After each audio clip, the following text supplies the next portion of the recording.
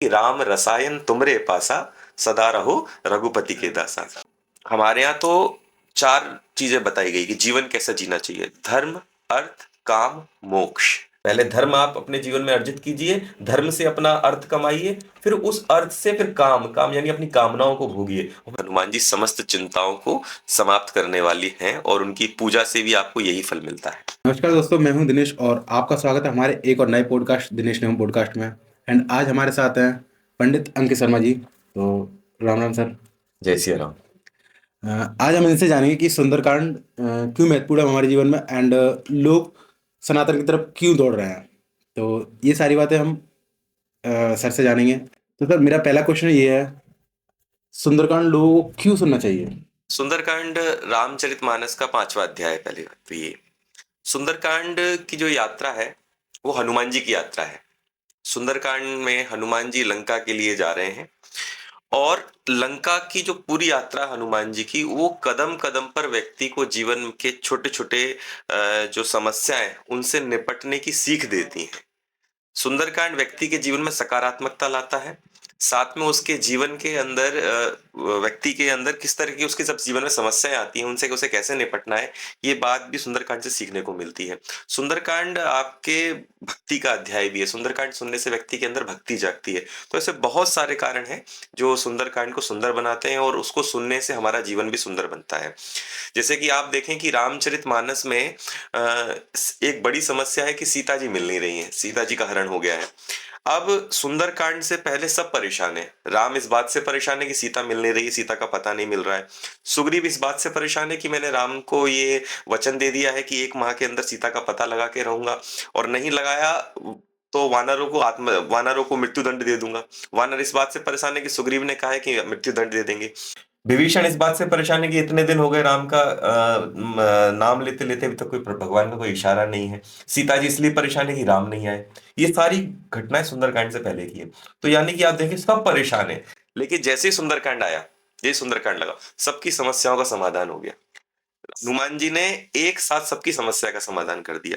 राम को खबर मिल गई कि सीता मिल गई है, सीता जी को तसल्ली मिल गई, राम जी ने खबर ले ली है, विभीषण को इशारा मिल गया हनुमान जी का, इधर से सुग्रीव की टेंशन खत्म, वानर भालुओं की टेंशन खत्म। अर्थात सुंदरकांड जीवन में समस्याओं का समाधान लाने वाला है, इसीलिए उसे सुनना चाहिए ताकि जीवन में समस्याओं का समाधान मिलता है। क्या सुंदरकांड सुनने से जीवन में जो भी परेशानियां हैं उनसे मुक्ति मिल सकती है? हाँ, बिल्कुल मिलती है। सुंदरकांड के अंदर ऐसे ऐसे सूत्र हैं जिनको पढ़ने से, जानने से, समझने से, जीवन में उतारने से जीवन की बहुत सारी समस्याओं का समाधान स्वतः ही हो जाता है। इसलिए सुंदरकांड का पहला ही शब्द है शांतम, शाश्वतम, अप्रमेयम, अनघम, निर्वाण, शांति प्रदम। जो जीवन में शांति देने वाला है भगवान श्री राम का नाम, तो वह सुंदरकांड हमारे जीवन में शांति लाता है। और निश्चित तौर पर अगर आध्यात्मिक तौर पर देखा जाए तो जो सीता जी हैं वो शांति का स्वरूप है और हनुमान साधक का स्वरूप है। अर्थात एक साधक अपने जीवन में शांति की खोज में निकला है। तो निश्चित तौर पर सुंदरकांड पढ़ने से जीवन में शांति भी आती है और समस्याओं का समाधान भी होता और लोग आजकल अध्यात्म की तरफ काफी ज्यादा जागरूक हो रहे हैं, बढ़ रहे हैं। है। तो इस पर आपका क्या कहना है? हाँ, बढ़ रहे हैं और ये लोगों की मजबूरी है और लोगों को बढ़ना पड़ेगा, क्योंकि एक जो भौतिकता है, जो भौतिक वस्तु है, वो बहुत देर तक किसी व्यक्ति को मैं कहता हूँ कि सुख नहीं दे सकती।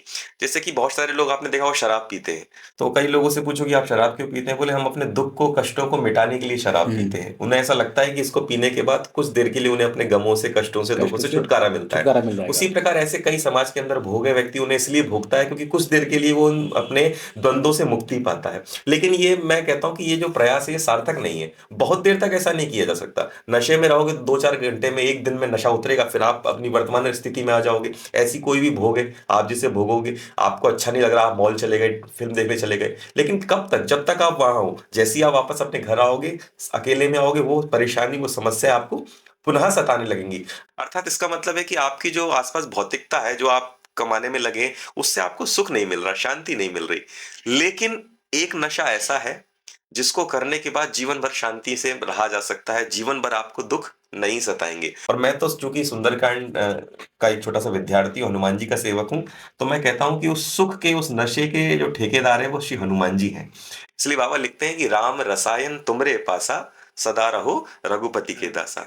हनुमान जी के पास वो राम नाम रूपी रसायन है, वो अमृत है जिसको पीने के बाद व्यक्ति जीवन भर अपने दुखों से मुक्त रह सकता है। ऐसा नहीं कि उसके जीवन में दुख नहीं आएंगे, लेकिन वो दुख उसे छुएंगे नहीं। तो आध्यात्म का नशा, भक्ति का नशा, धर्म का नशा एक ऐसा नशा है जो व्यक्ति को जीवन के कष्टों से उठने में मदद करता है, उसको संबल देता है, सकारात्मकता देता है और जीवन में आनंद देता है। इसलिए लोगों को अध्यात्म की ओर आना पड़ेगा। आज नहीं आएंगे तो कल आना पड़ेगा, क्योंकि उसके अलावा सुख कहीं और है ही नहीं। और आप कितने सालों से सुंदरकांड पढ़ रहे हैं, हनुमान जी की भक्ति कर रहे हैं? मुझे लगता है कि मैं जीवन जब मेरा शुरू हुआ, जब मैंने थोड़ा बहुत जाना, तो तब से मैं सुंदरकांड को पढ़ रहा हूँ, सुंदरकांड का पाठ कर रहा हूँ। लेकिन यदि देखा जाए कि सुंदरकांड के जो आयोजन जो हम करने लगे हैं, ये पिछले 6-7 सालों से हमने इसको किया, ताकि लोगों तक हम सुंदरकांड की जो मर्म है, सुंदरकांड का जो भाव है, वो लोगों तक पहुंचा पाए। क्योंकि मैंने अभी तक जो देखा था अपने जीवन में, अभी भी देख रहा हूँ कि सुंदरकांड बहुत होता है। आपने भी देखा होगा कि सुंदरकांड जगह जगह होता है, सुंदरकांड के पाठ होते हैं।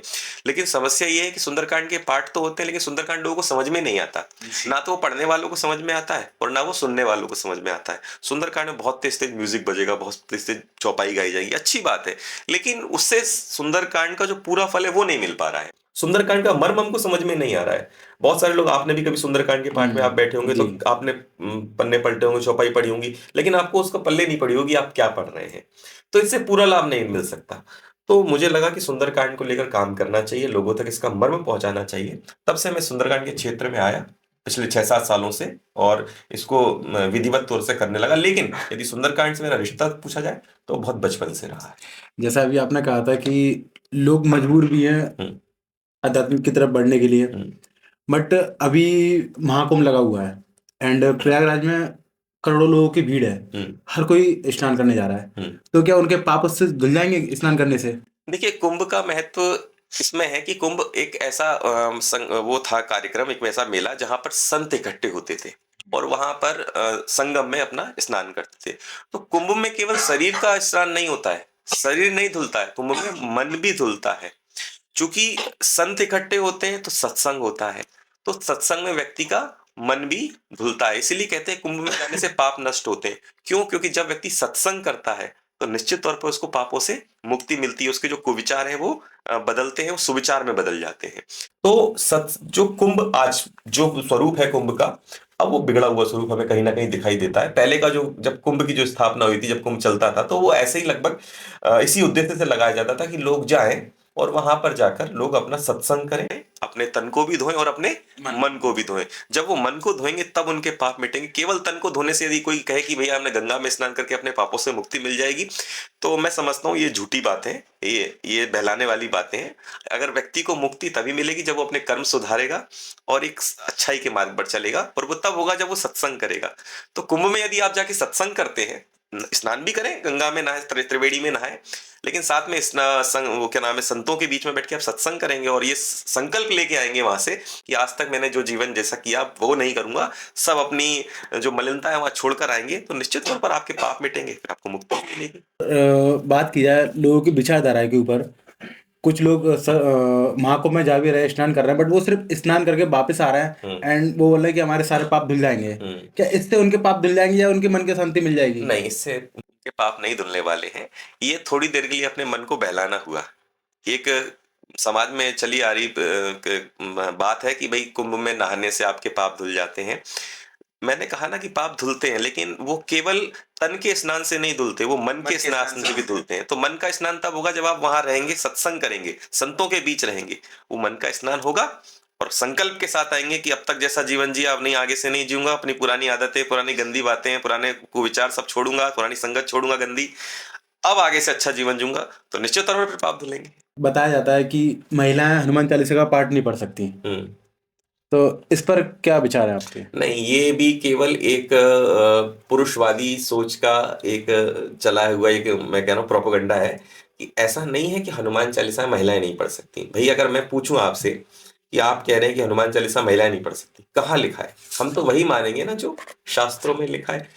भाई हनुमान चालीसा में को मैं, यदि बाबा को, तुलसीदास को दिक्कत होती महिलाओं से, तो वो लिख के चले जाते हैं ना कि ये महिलाएं पढ़े। उसमें क्या लिखा है कि जो यह पढ़े हनुमान चालीसा, उसमें ये तो नहीं लिखा है कि महिलाएं पढ़े, पुरुष पढ़े। जो में कौन आ गया? सब आ गए, बच्चे भी आ गए, बूढ़े आ गए, महिला आ गई, पुरुष आ गए, सब कुछ तो आ गए। बाबा तुलसी को कोई दिक्कत नहीं है। दिक्कत किन लोगों को है? दिक्कत पुरुषवादी समाज के ठेकेदारों को दिक्कत है। तो यदि गोस्वामी तुलसीदास जी के हिसाब से चलेंगे तो भैया कहीं कोई दिक्कत नहीं है, बिल्कुल पढ़े, आनंद के साथ पढ़े। जैसे आपने कहा कि लोगों को दिक्कत है, इसमें फिर धर्म और विचार की बात आ जाती है। तो क्या अंतर है धर्म और विचार में? क्योंकि लोग धर्म को भी मान रहे हैं और विचारधाराएं भी अपने धर्म के लिए प्रति रख रहे हैं। देखिए, व्यक्तिगत विचारधारा व्यक्ति की विचारधारा होती है, धार्मिक विचारधारा धर्म की विचारधारा होती है। तो हम धर्म की विचारधारा के अनुसार चले, ना कि व्यक्ति की विचारधारा के अनुसार चले। क्योंकि एक महाभारत के अंदर एक प्रसंग है कि वो युधिष्ठिर प्रश्न पूछते हैं कि भाई जीवन में किस रास्ते पर चला जाए। तो वहां एक युक्ति है कि उस रास्ते से गुजरा जाए जिस रास्ते से होकर महापुरुष गुजरे हो। तो हम वो काम करें, वो रास्ता चुने जिस पर महापुरुष होकर जा रहे हो, जिस पर सदग्रंथ जिस पर सदग्रंथ से गुजर रहे हो। तो हम अगर धर्म की मानेंगे तो अच्छी बात है, अगर व्यक्तिगत विचारधारा को अगर हम तवज्जो देंगे तो हम गलत दिशा की ओर भटक जाएंगे। तो धर्म कहता है कि महिलाएं हनुमान चालीसा पढ़ सकती है। अगर हमें हनुमान जी को प्रश्न करना हो तो सबसे अच्छा क्या उपाय है कि हम हनुमान जी को प्रश्न कर सकते हैं? जैसे कई लोग कहते हैं कि हर मंगलवार को आप मंदिर जाइए हनुमान जी के, या हर शनिवार को मंदिर जाइए तो भगवान आपसे प्रश्न हो जाते हैं, चाहे आपका मन साफ हो या नहीं हो। फिर भी बेमन से लोग जा रहे हैं, अपना मांगने के लिए जा रहे हैं कि हमें परिस्थितियां खराब हैं, जब हम भगवान के पास जा रहे हैं, हनुमान जी के पास जा रहे हैं। जब हमारी परिस्थितियां ठीक है तब हम क्यों नहीं जा रहे हैं हनुमान जी के पास? देखिए, इसमें 2-3 प्रश्न कर दिए आपने एक साथ। कि पहली बात तो हनुमान जी को कैसे प्रसन्न किया जा सकता है। हनुमान जी को प्रसन्न करने के लिए शनिवार और मंगलवार मंदिर जाने की ऐसी कोई विधि नहीं है कि आप जाएंगे तो उससे हनुमान जी प्रसन्न हो जाएंगे। ये कोई तय नहीं है। हनुमान जी को साधारणतः प्रसन्न करने के लिए केवल आप भगवान राम का नाम का स्मरण कीजिए, उससे हनुमान जी प्रसन्न हो जाते हैं। और ना सिर्फ प्रसन्न होते हैं बल्कि जहां पर राम का नाम का संकीर्तन होता है वहां हनुमान जी साक्षात उपस्थित होते हैं। वाल्मीकि रामायण में वाल्मीकि जी लिखते हैं, यत्र यत्र रघुनाथ संकीर्तनम तत्र तत्र कृतमस्तकांजलिम। जहां जहां राम का नाम लिया जाता है वहां वहां हनुमान जी उपस्थित होते हैं। तो हनुमान जी को प्रसन्न करने के लिए राम जी का नाम पर्याप्त है। इससे शनिवार, मंगलवार, बुधवार, गुरुवार किसी वार का कोई लेना देना नहीं है। दूसरी बात आपने की कि कई लोग मंदिर जा रहे हैं लेकिन उनका मन साफ नहीं है, वो फिर भी मांग रहे हैं। हाँ, इस बात को मैं बहुत तीव्रता के साथ कहता हूँ और बहुत जोर देकर भी कहता हूँ इस बात को कि हम हमारी वजह से यदि किसी व्यक्ति को कष्ट होता है, हमारी वजह से यदि किसी को परेशानी होती है, हमारी वजह से यदि किसी की आंखों में आंसू आते हैं, हम यदि किसी की समस्या का कारण हैं, हम अपने जीवन में काला पीला करते हैं, हम चरित्रहीन हैं, हम तरह तरह के काले पीले काम जिंदगी में कर रहे हैं और उसके बाद मंदिरों में जाकर ये प्रार्थना, ढोंग ढकोसला, अनुष्ठान इत्यादि, कथा व्रत इत्यादि करें, तो ये किसी मतलब का नहीं। इसे पाखंड कहा जाता है। भाई, भगवान तक पहुंचने के लिए आपके शरीर की शुद्धता जितनी जरूरी है उससे ज्यादा जरूरी है आपके मन की शुद्धता का होना। भगवान श्री राम सुंदरकांड में कहते हैं कि निर्मल मन जन सो मोहि पावा, मोहि कपट छल छिद्र ना भावा। मुझे निर्मल मन का व्यक्ति पसंद है, मुझे वो बिल्कुल पसंद नहीं है जो उनमें छल कपट रखता है। तो मंदिर जाना चाहिए, निश्चित तौर पर जाना चाहिए, लेकिन अपने मन को भी साफ करते रहना चाहिए। किसी का एक गीत था कि तुमने आंगन नहीं बुहारा, कैसे आएंगे भगवान। तो जब तक अपने मन का आंगन आपने साफ नहीं किया तब तक ना तो आपके समीप भगवान आ सकते हैं और ना वास्तविक रूप से भगवान के समीप जा सकते हैं। तो मंदिर जाइए, अच्छी बात है, लेकिन मन की निर्मलता पर भी ध्यान रखिए, क्योंकि ये जैसे ही साफ हो जाएगा आपकी प्रार्थना वहां तक पहुंच जाएगी। आज से मैं 10-15 साल पहले जब हम लोग स्कूलों में एडमिशन लिया था, सेकंड थर्ड क्लास में थे, तो सब ये कहते थे अगर आपने हनुमान चालीसा एक बार पढ़ ली है और आपने छोड़ दी पढ़ने के बाद तो आप पागल हो जाओ, हनुमान जी आपको पागल कर दिए। क्या ये सच है? हाँ, ये एक लोगों द्वारा फैलाया गया एक बड़ा भयंकर भय है जो बचपन में लगभग लगभग सभी को दिखाया सभी को जाता है। बहुत सारे लोग तो जीवन भर उससे ग्रसित रहते हैं कि हनुमान जी की सेवा बड़ी कठिन होती है, सुंदरकांड पूरी पढ़नी चाहिए, हनुमान चालीसा पूरी पढ़नी चाहिए, ये नहीं करना चाहिए, वो नहीं करना चाहिए। सब फालतू की बातें, झूठी बातें। हनुमान जी हैं, हनुमान जी कोई हिटलर स्वभाव के देवता थोड़ी ना है। हनुमान जी बड़े सरल हैं, बड़े विनम्र स्वभाव के देवता हैं। आप जब सुंदरकांड में या पूरी रामचरितमानस में हनुमान जी को देखेंगे तो आपको दिखाई देगा कि हनुमान जी किसके देवता है। हनुमान जी ने किसका साथ दिया? हनुमान जी ने सुग्रीव का साथ दिया। सुग्रीव कौन? सुग्रीव कामी, लोभी, लालची, हर प्रकार की कमियां सुग्रीव के अंदर है, बिल्कुल। लेकिन वो किसका प्रिय है? वो हनुमान जी का प्रिय है। अच्छा, विभीषण कौन थे? विभीषण तो राक्षस कुल में जन्मे थे, लेकिन वो हनुमान जी के प्रिय है। तो हनुमान जी तो उनके देवता हैं जो कमजोर हैं। हनुमान जी तो उनके देवता हैं जिनका मन गंदा है। भाई, हम डॉक्टर के पास कब जाते हैं? हम डॉक्टर के पास तब जाते हैं जब हम बीमार होते हैं, जब हमारा शरीर अस्वस्थ होता है, शरीर में कमियां होती हैं। जब हम स्वस्थ होते हैं तो हमें डॉक्टर की आवश्यकता थोड़ी ना पड़ती है। तो हनुमान जी के पास तो तब जाया जाए जब आप हर प्रकार से अंदर, आपके अंदर बुरे विचार हो, आप लोभी हो, कामी हो, तरह तरह की गंदगियां हो, क्योंकि हनुमान जी आपकी सारी गंदगियों को, सारी कमियों को बिल्कुल ठीक करने वाले हैं। वो इस बात से कभी नाराज नहीं होते कि आपने हनुमान चालीसा आधी पढ़ी है कि पूरी पढ़ी है। आपको जैसा मन चाहे आप वैसा पढ़िए, बस पवित्र मन से पढ़िए। राम का नाम एक बार ले लीजिए, हनुमान जी उससे प्रसन्न है। आप हनुमान चालीसा पढ़े ना पढ़े, उससे हनुमान जी को क्या लेना देना है? क्योंकि हनुमान जी अपनी स्तुति से प्रसन्न नहीं होते, वो राम की स्तुति से प्रसन्न होते हैं। अभी आपने कहा था कि लोग अध्यात्म की ओर बढ़ रहे हैं, मेरा भी क्वेश्चन था। बट लोग पैसे के लिए भी और उतना ही बढ़ रहे हैं, और अध्यात्म की अगर बढ़ रहे हैं तो आपको पैसे को छोड़ना पड़ेगा, आपको अपना जीवन छोड़ना पड़ेगा, आपको संन्यास लेना पड़ेगा। बट लोग अध्यात्म की तरफ बढ़ रहे हैं, फिर भी आप पैसे क्यों कमाना चाहते हैं? देखिए, ये गलत धारणा है लोगों की कि यदि आप अध्यात्म की ओर बढ़ेंगे तो आपको पैसा कमाना छोड़ना पड़ेगा। इसका पैसे से कोई लेना देना ही नहीं है। अध्यात्म का संन्यास से कोई लेना देना नहीं है। अध्यात्म का चीजों को छोड़ने से कोई लेना देना नहीं है। देखिए, अध्यात्म का अर्थ समझिए। अधिआत्म, अध्यात्म अर्थात स्वयं को जानना ही अध्यात्म है। तो स्वयं को जानने के लिए आपको जंगलों में जाने की आवश्यकता नहीं है। स्वयं को जानने के लिए आपको सब कुछ छोड़ने की आवश्यकता नहीं है। स्वयं को जानने के लिए केवल आपको अपने मन को एकाग्र करने की आवश्यकता है और चीजों को समझने की आवश्यकता है।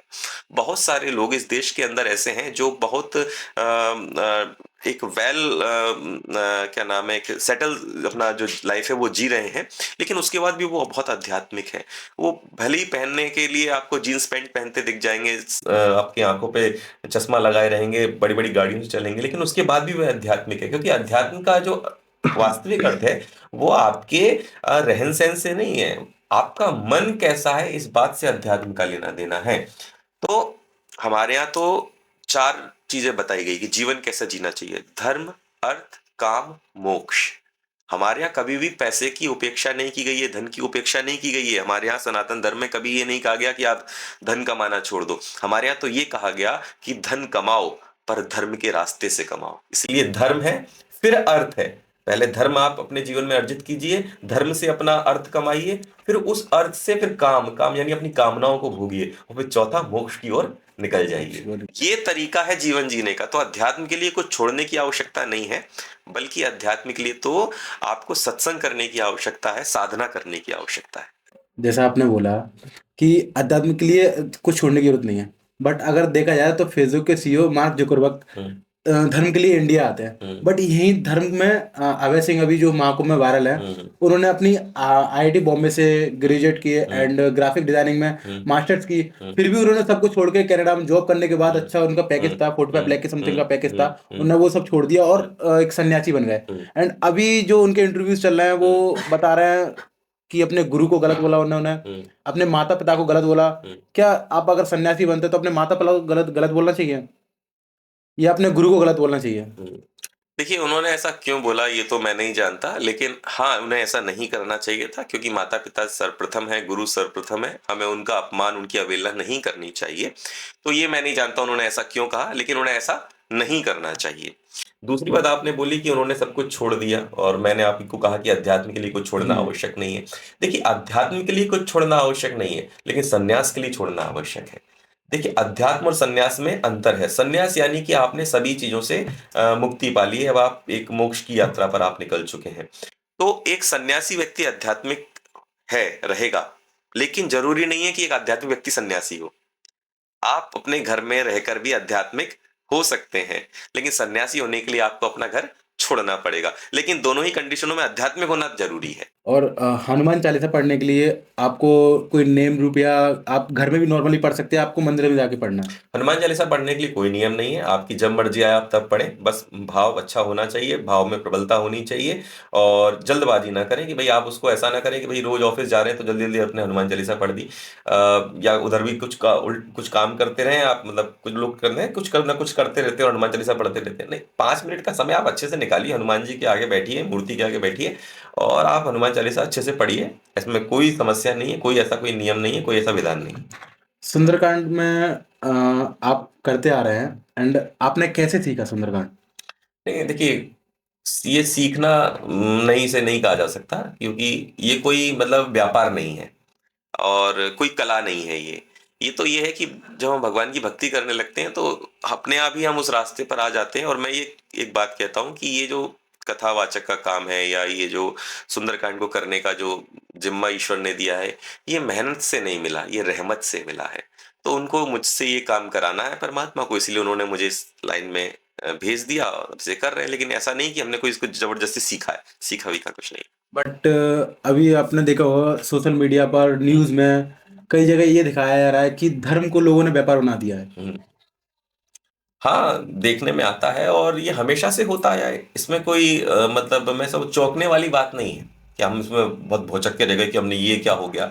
हमेशा से बहुत सारे लोगों ने धर्म का चोला ओढ़कर गलत काम किए हैं। रावण कौन था? रावण तो भाई उत्तम कुल पुलस्त वो करनाति, तो ज्ञानी भाई था। इतना बड़ा विद्वान और ब्राह्मण कुल में जन्मा हुआ व्यक्ति, लेकिन उसके बाद भी उसने क्या गलत काम किए। तो हमेशा से ऐसा, काल नेमी आप देख लीजिए, काल नेमी भी कौन था। तो धर्म का व्यापार से कोई लेना देना नहीं है, लेकिन व्यापारी जो लोग हैं वो अपना व्यापार बढ़ाने के लिए धर्म का सारा ले लेते हैं। तो इसमें धर्म की गलती नहीं है, इसमें गलती उन लोगों की है कि वो ऐसा कर रहे हैं। और बाकी जो लोग थोड़े सजग हैं उनको सजग रहना चाहिए इन सारी चीजों से और दूर रहना चाहिए। कि धर्म को जातिवाद से डिवाइड किया गया है या नहीं? हम्म। नहीं देखिए, ऐसा है कि हमारे यहाँ जातिवाद नहीं रहा, हमारे यहाँ वर्ण व्यवस्था रही है। और वर्ण व्यवस्था बड़ी ही वैज्ञानिक पद्धति रही है, और उसके बहुत ही व्यावहारिक पद्धति रही है। उसमें भेदभाव जैसी कभी कोई कहीं चीज नहीं थी। हाँ, एक समय ऐसा आया कि जब ये सारी चीजें दिखने लगी हैं तो ये कुरीतियां कहीं जाएंगी। और केवल हमारे यहाँ भेदभाव की जैसी कुरीति नहीं रही है, हमारे यहाँ कई कुरीति रही है। जैसे हमारे यहाँ एक सती प्रथा हुआ करती थी, आपने इसके विषय में कभी पढ़ा होगा। सती प्रथा रही हमारे यहाँ, और भी कई तरह की ऐसी प्रथाएं, जो कुछ प्रथाएं आज भी चालू हैं। तो हम ये नहीं कह सकते कि ये धर्म का हिस्सा है, ये धर्म में आ गई हैं बाद में, लेकिन फिर इसको धीरे धीरे करके लोगों ने हटाया। जैसे कि आप अपना घर बनाया, आपने फर्नीचर लगाया, तो फर्नीचर में कभी आप क्या दीमक लग गई?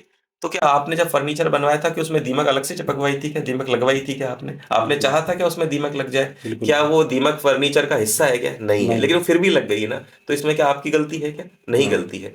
तो भाई ये एक मतलब एक जीवन की प्रक्रिया है कि जब आप एक सतत चलते हैं, आप व्यक्तिगत मतलब व्यक्ति अपने स्वयं जीवन में चले या कोई परंपरा चले, तो उसमें कुछ चीजें जुड़ती घटती रहती हैं, कुछ चीजें जुड़ जाती हैं अलग से। तो लेकिन समय समय पर उसका परिष्कार होना चाहिए, उसे हटाना चाहिए। तो आज आपने देखा होगा कि बहुत सारी चीजें ठीक हो रही हैं, जो भेदभाव जैसी कई चीजें हैं उसमें बहुत अंतर आया है, लोग समझने लगे हैं और कुरीतियां धीरे धीरे खत्म होने लगी हैं। लेकिन कोई ये कहे कि भाई नहीं, धर्म के अंदर ही ये सारी चीजें पहले से थी, तो ये झूठी बातें हैं, बेकार की बातें। धर्म कभी भेदभाव नहीं करता। क्या साधना से हमें शांति मिल सकती है? साधना से शांति ही मिलती है, बिना साधना के आपको शांति मिल ही नहीं सकती। साधना का अर्थ है अपने मन को साधना। जब आप अपने मन को साध लेंगे तो निश्चित तौर पर आपको शांति मिलेगी, और साधना के अलावा कहीं आपको शांति मिलेगी ही नहीं। हनुमान जी की पूजा करने से क्या लाभ मिलते हैं? हनुमान जी की पूजा करने से सबसे पहला लाभ आप ये ले सकते हैं कि आप निर्भीक हो जाते हैं, आपका डर दूर हो जाता है, आपको किसी प्रकार की चिंता नहीं सताती है, क्योंकि हनुमान जी समस्त चिंताओं को समाप्त करने वाली हैं, और उनकी पूजा से भी आपको यही फल मिलता है। बट कहीं ऐसा बताया गया कि लोग तांत्रिक भी यूज करते हैं, फिर चीज़ों को ऐसा वाइट वॉश किया गया है लोगों को बीच में कि प्रेत आत्मा एंड ऑल जो होता है। मुझे इसके बारे में कोई नॉलेज नहीं है, हम्म। बट मैं आपसे जानना चाहता हूँ इस चीज़ के बारे में। हनुमान जी का इन सारी चीजों से कोई लेना देना नहीं है। आपने कभी रामायण आपने भी देखी होगी, जी पढ़ी होगी, आपने जी कभी देखा रामायण के अंदर कि कभी कोई भूत का हनुमान जी से सामना हुआ? नहीं हुआ। देखा? कभी नहीं देखा होगा आपने, लेकिन आज आपको कहीं ना सही सारी बातें आपको इधर उधर मिल ही जाती हैं।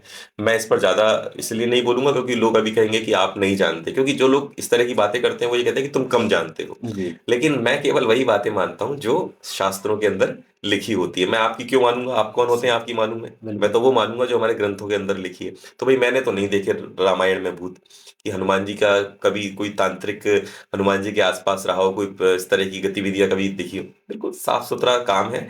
और हनुमान जी की पूजा से भय दूर होता है निश्चित तौर पर। लेकिन तांत्रिक मंत्रिक इन सारी चीजों से मेरा कोई विश्वास नहीं। हनुमान जी और शिव जी का क्या संबंध है?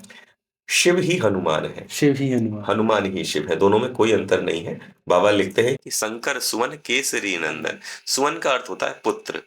पुत्र, लेकिन कई लोग कहते हैं कि जब हनुमान चालीसा की जो मूल प्रति है उसमें सुवन का शब्द का उपयोग नहीं किया गया है, वहां स्वयं लिखा गया है। शंकर स्वयं केसरी नंदन। नंदन। तो आप इसे ऐसे कहीं गंगाधरी शक्तिमान है। गंगाधरी शक्तिमान है। हाँ। आपके अनुसार आत्मा और परमात्मा में क्या संबंध है और दोनों में क्या अंतर है? दोनों एक ही हैं। समुद्र में से एक लोटा जल निकाल लें और फिर उस लोटे जल में से आप पूछे कि इस जल में और इस जल में क्या अंतर है, तो ये वैसा ही है, दोनों में कोई अंतर नहीं है। ईश्वर अंश जीव अविनाशी। जो हमारे अंदर जीव है वो कौन है? वो ईश्वर का ही अंश है। तो दोनों में कोई अंतर नहीं है। इसलिए गोस्वामी तुलसीदास जी लिखते हैं कि हर व्यक्ति के अंदर आपको भगवान सीताराम अर्थात परमात्मा के दर्शन करने चाहिए, क्योंकि परमात्मा कहीं और नहीं है। इसलिए हम कहते हैं कि परमात्मा हमारे अंदर बैठा है। हम कहते हैं ना, अंदर क्या बैठा? परमात्मा ही बैठा है। अर्थात जो हमारी आत्मा है वही परम आत्मा है। जब वो उससे मिल जाती है तो वो परम हो जाती है। सिया राम मैं सब जग जानी, करहूं प्रणाम जोर जुग पानी। तो कोई अंतर नहीं है। बस वो जीव उस परमात्मा का छोटा सा हिस्सा है, जब उसमें मिल जाता है तो वो परमात्मा।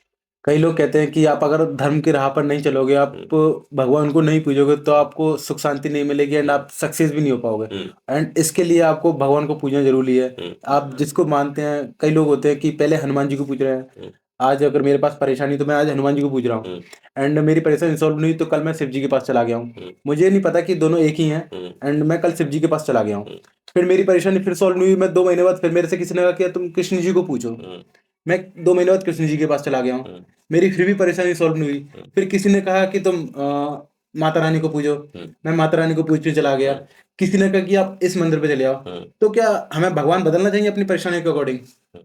देखिए, पहला प्रश्न आपने ये किया, दो प्रश्न कर दिया आपने कि धर्म, अध्यात्म और भक्ति से हमारे जीवन में सुख और शांति आती है। निश्चित तौर पर आती है। बिना धर्म के, अध्यात्म के किसी भी व्यक्ति को जीवन में शांति मिल ही नहीं सकती है। ये 100% तय है। इसमें इतना सा भी शंका नहीं की जा सकती। सुंदरकांड के अंदर गोस्वामी तुलसीदास जी लिखते हैं कि तब लगी कुशल न जीव कहूँ, सपने हूँ मन विश्राम। जब लगी भजत न राम कहूँ, शोक धाम तजिका। उस व्यक्ति को सपने में भी शांति नहीं मिल सकती जो भगवान से दूर है, राम से दूर है। तो बिना भगवान की कृपा, बिना भगवान की शरणागति के, बिना उनकी कृपा के किसी भी व्यक्ति को जीवन में ना तो सुख मिल सकता है, ना ही शांति मिल सकती है। तो ये तो कंपलसरी है आपको। लोग इस चीज को कितना माने नहीं माने ये उन पर तय करता है। और मैं समझता हूं कि एक समय ऐसा आता है कि व्यक्ति को समझ में आई जाती है कि हाँ, जो ये बातें कही जाती हैं ये सही है। 7 अध्यायों में सुंदरकांड क्यों महत्वपूर्ण है? गोस्वामी तुलसीदास जी ने रामचरितमानस में 7 अध्याय लिखे, और 7 अध्याय में हम देखते हैं कि सुंदरकांड को जगह जगह ज्यादा गाया जाता है, उसको किया जाता है। वो इसलिए किया जाता है क्योंकि उसमें हनुमान जी का महत्व है। और वो इसलिए किया जाता है क्योंकि पूरी रामचरितमानस के अंदर जहां से समस्याओं का समाधान शुरू होना हुआ वो सुंदरकांड से हुआ। सुंदरकांड से पहले सबके जीवन में समस्याएं थी जो सुंदरकांड के पात्र थे, लेकिन समाधान कहां से शुरू हुआ? सुंदरकांड से शुरू हुआ। और ये समाधान किया किसने? हनुमान जी ने समाधान किया। इसलिए हनुमान जी को समाधान कारक, संकट मोचन कहा जाता है। और इसलिए सुंदरकांड को गाया जाता है इस भाव से कि सुंदरकांड करने से व्यक्ति के जीवन के जो संकट है वो दूर होते हैं। कोई ऐसी चौपाई हनुमान जी की जो आपको बहुत पसंद हो? हनुमान जी की ऐसी बहुत सारी चौपाई हैं, लेकिन यदि देखा जाए तो मैं तो केवल उनकी एक चौपाई जो मुझे सबसे ज्यादा अच्छी लगती है कि प्रभु चरित्र सुनबे को रसिया, राम लखन सीता मन बसिया। क्योंकि ये हनुमान जी के लिए मुझे प्रिय लगती है, क्योंकि हनुमान जी को हनुमान जी बनाने में भगवान श्री राम के नाम का बड़ा विशेष योगदान है। और मुझे लगता है कि जो भगवान श्री राम का नाम जपता है उस पर हनुमान जी की विशेष कृपा होती भी है। जैसा अभी आपने कहा कि जो हनुमान जी का नाम, वो श्री राम जी का नाम जपता है उस पर हनुमान जी की कृपा बहुत होती है। हम्म, बट कई लोग भक्ति करते हैं एंड विचारधाराएं कुछ और आती हैं मन में। हाँ, प्रश्न लोग करते हैं कि जब वो भक्ति करते हैं या मंदिर जाते हैं तो उनके मन में अलग अलग तरह के विचार चलते हैं। देखिए, ये तब तक होता रहेगा जब तक आपका मन आपके नियंत्रण में नहीं होगा। आप ऐसा नहीं कह सकते कि कुछ ऐसी कैप्सूल दे दो, गुट्टी पिला दो, कोई ऐसा तरीका बता दो जिससे हमारे मन में विचार आना बंद हो जाए। मन में विचार सतत आएंगे। कब तक आएंगे? जब तक मन आपका आपके नियंत्रण में नहीं होगा। तो आप भक्ति करें, पूजा पाठ करें, और विचार जो आ रहे हैं उन्हें आने दें, उस पर ध्यान मत दें। सामान्य तरीका ये होता है कि जब आप मंदिर जाएं और आपके मन में इधर उधर के विचार आए, तो आप केवल एक विचार पर फोकस करें कि मैं भगवान के दर्शन करने आया हूं। बार बार अपने मन को लाइए वहां से और बार बार भगवान में लगाइए। इसे कहते हैं अभ्यास। लेकिन आप कहेंगे कि ये तो इससे काम ही नहीं बन रहा, ये तो एक दो बार में होता ही नहीं है। एक दो बार में नहीं होगा, सतत अभ्यास करना पड़ेगा आपको नियंत्रण में लाने के लिए। भगवान श्री कृष्ण ने भी अर्जुन को यही बताया कि अर्जुन, ये मन नियंत्रण में आता है लेकिन वैराग्य से और अभ्यास से आता है। तो आप अभ्यास करिए, आप रोज सत्संग करिए। सत्संग का मतलब होता है सत्य का संग करना। अब सत्संग के लिए जरूरी नहीं है कि आपको 10-20 लोगों की आवश्यकता है या कहीं मंदिर में जाने की आवश्यकता है। सत्संग आप घर में बैठे कर सकते हैं। आप अपने मोबाइल में अपना रोज का नियम बनाइए कि 15 मिनट मुझे, आधे घंटे मुझे कथा सुननी है, आधे घंटे मुझे अच्छे जो वक्ता है उनको सुनना है, आधे घंटे भगवान का नाम जो मुझे जपना है, या आधे घंटे मुझे कोई अच्छी किताब पढ़नी है, या आधे घंटे मुझे किसी अच्छे व्यक्ति से बात करनी है। मैं कह रहा हूं आप 15 मिनट का रोज ये नियम बना लीजिए कि आपको 15 मिनट अच्छी बातें, अच्छे अच्छे विचारों पर काम करना है। एक महीने बाद आप अपने आप एक अंतर देखेंगे कि आपका मन आपके काबू में आने लगेगा। आप चाहे मंदिर जाएं, आप भक्ति करें, आप कोई भी कार्य करें, आपका मन वही करेगा जो आप उससे करवाना चाहते हैं। लेकिन अभी दिक्कत क्या है? अभी हमारा मन वो करता है जो वो चाहता है, लेकिन वो नहीं करता जो जो हम हम चाहते चाहते हैं। हैं। लेकिन जब आप भक्ति के मार्ग पे आ जाएंगे, अध्यात्म के मार्ग पे आ जाएंगे, सत्संग करने लगेंगे, स्वाध्याय करने लगेंगे, तो आपका मन फिर वही करेगा जो आप उससे करवाना चाहते हैं। लोगों को क्या क्या सीख मिल सकती है किस चीज से? सुंदरकांड से? सुंदरकांड से सीखने को तो बहुत कुछ है। एक चीज नहीं, बहुत सारी चीजें सीखी जा सकती है। जैसे कि जैसे कि मैं छोटी छोटी चीजें तो एक बताता हूँ कि आपने सुंदरकांड कभी पढ़ी हो तो सुंदरकांड में हनुमान जी लंका के लिए निकले हैं। जी, ठीक है, लंका के लिए निकले, तो अब आप बताइए काम किसका है? राम का राम जी काम, का। राम जी का काम है। तो भगवान श्री राम इस मतलब जगत के मालिक है, नियंता है, उनका काम है। तो उनका काम है, तो रास्ते में समस्या आनी ही नहीं चाहिए थी, बिल्कुल। साफ रास्ता मिलना चाहिए था। लेकिन हनुमान जी के साथ ऐसा नहीं हुआ। हनुमान जी चले तो पहली समस्या सुरसा, और सुरसा से भिड़े, सुरसा से निपटे तो सिंगनी, सिंगनी से आगे निकले तो लंकनी, लंकनी। लंकनी से आगे निकले तो राक्षस खड़े हुए द्वार पे। ठीक है, और राक्षसों से आगे निकले तो मेघनाथ, मेघनाथ से आगे निकले तो रावण। रावण। आप देखें कि एक के बाद बारी बारी से हनुमान जी के रास्ते में समस्याएं आ रही हैं। तो पहली बात व्यक्ति को जीवन में यह सीखना चाहिए कि आप चाहे राम का काम करें, चाहे अपने घर का काम करें, आपके जीवन में निरंतर समस्याएं और संघर्ष आपके जीवन में आएंगे। आप इन्हें रोक नहीं सकते हैं। जब तक ये जीवन है तब तक जीवन में संघर्ष लगा रहेगा। क्योंकि ये जो संघर्ष है व्यक्ति को बर्बाद करने के लिए नहीं आते, व्यक्ति को आबाद करने के लिए आते हैं। हनुमान जी के जीवन में केवल दो ही मुख्य चुनौतियां थी जिन्होंने हनुमान को हनुमान बना दिया। क्या? एक तो लंका जाना है सीता जी का खोज करने, दूसरी लक्ष्मण जी के लिए संजीवनी लेके आना। संजीवनी लेके ये दो आना। काम मुख्य हनुमान जी के। मुख्य। अब ये दोनों काम हनुमान जी के जीवन से, दोनों चुनौतियां निकाल दीजिए, क्या बचेगा हनुमान जी के जीवन में? कुछ नहीं बचा। अच्छा, राम जी के जीवन से 14 वर्ष का वनवास निकाल दीजिए, क्या बचा राम के कुछ जीवन नहीं। में? भगवान श्री राम को मर्यादा पुरुषोत्तम भगवान श्री राम बनाने में उन 14 वर्ष के वनवास का बहुत बड़ा हाथ है। लेकिन उससे देखा जाए तो समस्या है बहुत बड़ी। लेकिन कहने का मतलब यह है कि जब आप समस्या को समस्या ना मानकर उसे अवसर मानते हैं, तो फिर वह अवसर आपको सफलता के सोपान पर ले जाकर खड़ा कर देता है। तो सुंदरकांड से पहली बात यह सीखनी चाहिए कि जीवन में आने वाली समस्याएं समस्याएं नहीं होती, वह अवसर होते हैं। फर्क केवल आपके दृष्टिकोण का होता है। जिस दिन आप उसे अवसर के रूप में देखने लगते हैं, तो वह समस्याएं अवसर की सफलता के रूप में परिवर्तित हो जाती है। तो पहली बात तो ये कि संघर्षों से घबराना नहीं है, एक के बाद एक चुनौतियां आएंगी, डरना नहीं है, आगे निकलते जाना है, क्योंकि वे चुनौतियां आपको आगे ले जाने के लिए ही आ रही हैं। दूसरी बात ये सीखना चाहिए कि हनुमान जी चले हैं तो हनुमान जी कभी बड़े होते हैं, कभी छोटे होते हैं, कभी बड़े होते हैं, कभी छोटे होते हैं। देखा नहीं, सूक्ष्म रूप धरी सियहि दिखावा, विकट रूप धरी लंक जलावा।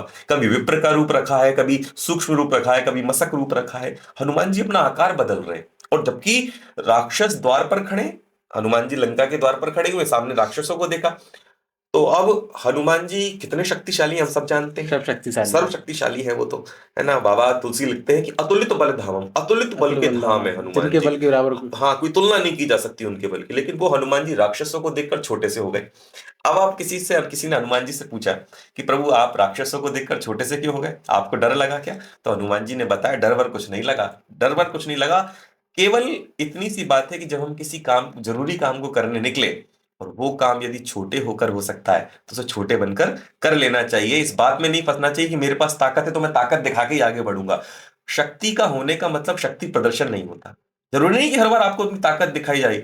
अगर वो काम तलवार की जगह सुई से होता है तो कर लेना चाहिए, ये समझदारी है। तो हनुमान जी से दूसरी बात आपको ये सीखनी चाहिए। तो ऐसी बहुत सारी बातें हैं जो हनुमान जी से हम सुंदरकांड में सीख सकते हैं। और उन जैसे ही हमने उन बातों को अपने जीवन में धारण करेंगे, वैसे ही हमारे जीवन भी सुंदरकांड की तरह सुंदर हो जाएगा। हनुमान जी ने रावण की लंका में पहुंचकर बहुत सारी बातें कही, बहुत सारी रावण को बहुत तरीके से समझाया था, लेकिन उसे एक बात समझ में नहीं आई। बिल्कुल लेकिन एक व्यक्ति को समझ में आई, किसको? उनके भाई विभीषण को। तुमरो मंत्र विभीषण माना, माना लंकेश्वर भय सब सब जग जाना। जाना। विभीषण ने हनुमान जी की बात को मान लिया कि ये व्यक्ति बिल्कुल ठीक ठीक बातें कर रहा है, और जैसे ही माना तो क्या हुआ, उसका परिणाम क्या हुआ? लंकेश्वर भय सब जग जाना। लंका का राजा कौन बना? विभीषण विभीषण बना। तो हनुमान जी के जो सुंदरकांड में जो मंत्र है, हनुमान जी की सीख है, वो तो जीवन को सुंदर बनाने वाली है। इसलिए कदम कदम पर हनुमान जी से बहुत कुछ सीखा जा सकता है और अपने जीवन को सुंदर बनाया जा सकता है। ऐसा माना जाता है कि हनुमान जी अभी भी पृथ्वी पर है, हाँ, जमीन पर है। बिल्कुल। तो अभी तक उनका अंत क्यों नहीं हुआ? जबकि और भगवान ऐसा बताया था कि सभी भगवान का अंत हो चुका है, हाँ, बट उनका अंत क्यों नहीं हुआ अभी तक? वो क्यों रुके हुए हैं? देखिए हनुमान जी चिरंजीवी हैं, चिरंजीवी हैं। चारों युग में उनका प्रताप है। चारों चारों युग युग में प्रताप तुम्हारा है परिसिद्ध, जगत ही उजियारा। और ऐसा नहीं है, ये वरदान सीता जी ने हनुमान जी को दिया। जी सीता जी जब हनुमान जी जब लंका पहुंचे, तो सीता जी के समक्ष पहुंचे, सीता जी बड़ी प्रसन्न हुई। बोले हनुमान तुम आ गए तो कम से कम मुझे धैर्य बंधा कि चलो कोई तो मुझे देखने आया। और खुश होकर सीता जी ने हनुमान जी से कहा कि अजर अमर गुण निधि सो तो हो। हनुमान मैं तुझे वरदान देती हूँ कि तू अजर होगा, कभी बूढ़ा नहीं होगा। अमर हनुमान, जब तक ये दुनिया रहेगी तब तक तेरा प्रताप रहेगा, तेरी शक्तियां रहेंगी। लिखते हैं अष्ट सिद्धि नव निधि के दाता, असबर दीन जान की माता। सीता जी का वरदान है हनुमान जी को कि बेटा चारों युग में तू अमर रहेगा। तो हनुमान जी चिरंजीवी हैं, चारों युग में है, और इस कलयुग के अधिष्ठाता देवता। एंड एक क्वेश्चन ये भी है कि जब हम सुंदरकांड करते हैं तो हमें किन बातों का ध्यान रखना चाहिए? हाँ, सुंदरकांड जब हम करते हैं या कराते हैं, हमें एक बात का ध्यान रखना चाहिए। सबसे पहले ये ध्यान रखना चाहिए कि हम सुंदरकांड को भावपूर्वक करें। उसको केवल अपने एक मनोरंजन के लिए ना करें, और एक करने के लिए ना करें। कई लोग कहते हैं सुंदरकांड कर रहे हैं, आज चलो मंगलवार है सुंदरकांड कर लिया।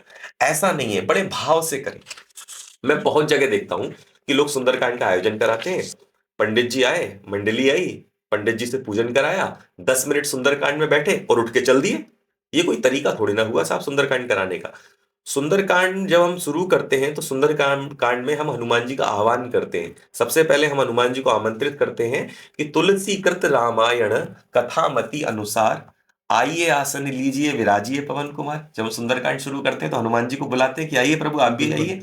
तो अब आप इसे ऐसे समझिए कि घर में हमने किसी मेहमान को बुलाया, वो आके बैठ गया सोफे पे, हम 10 मिनट उससे बात की और चल दिए उठ के। ये मैनर्स हुए क्या? कोई कोई मैनर्स तरीका नहीं, हुआ? कोई तरीका भाई नहीं। जब तक वो मेहमान हमारे घर में, हमें उसकी मेहमान नवाजी करनी चाहिए और बड़े आदर सत्कार के साथ उसे विदा भी करना चाहिए। अतिथि देवो भव। हाँ, तो जब सुंदरकांड होती है तो आप बैठे तो उसमें। कई लोग बैठते ही नहीं है। आपने सुंदरकांड घर में आयोजित करा लिया, आप उठ के चल दिए, आप कुछ भी कर रहे हैं। भाई कोई विशेष काम है तो समझ में आता है, नहीं तो सुंदरकांड में बैठना चाहिए, उसको विधि से सुनना चाहिए, नियम पूर्वक सुनना चाहिए। क्योंकि सुंदरकांड के अंत में बाबा लिखते हैं, तुलसीदास जी लिखते हैं कि सकल सुमंगल दायक रघुनायक गुणगान सादर सुनहि ते तरई भव। सादर सुनिए। अब सादर क्या होता है? मैंने आदर के साथ सुनिए। और आदर कैसे होता है? आदर तब होता है जब हनुमान जी बैठे हैं, सुंदरकांड चल रहा है तो आप वहां बैठिए। दूसरी बात, मैं बहुत जगह देखता हूँ कि सुंदरकांड चल रहा है, उधर लोग साहब चाय की चुस्कियां ले रहे हैं, कॉफी चल रही है, पकोड़े चल रहे हैं, सब लोग बातें कर रहे हैं जोर जोर से। ये कोई तरीका थोड़ी ना हुआ। ये मनोरंजन कर रहे हैं आप सुंदरकांड के नाम पर। ये सब बिल्कुल नहीं करना चाहिए। तीसरी बात, सुंदरकांड को समझना चाहिए, सुंदरकांड के अर्थ को समझना चाहिए। ऐसा ना हो कि ढोलक की आवाज और मजीरे की आवाज में सुंदरकांड का अर्थ कहीं खो जाए, सुंदरकांड का मर्म कहीं खो जाए। तीसरी बात, इस बात का ध्यान रखना चाहिए। चौथी बात, इस बात का ध्यान रखना चाहिए कि सुंदरकांड जिस दिन कराएं उस दिन अपने घर को थोड़ा सा सजाएं।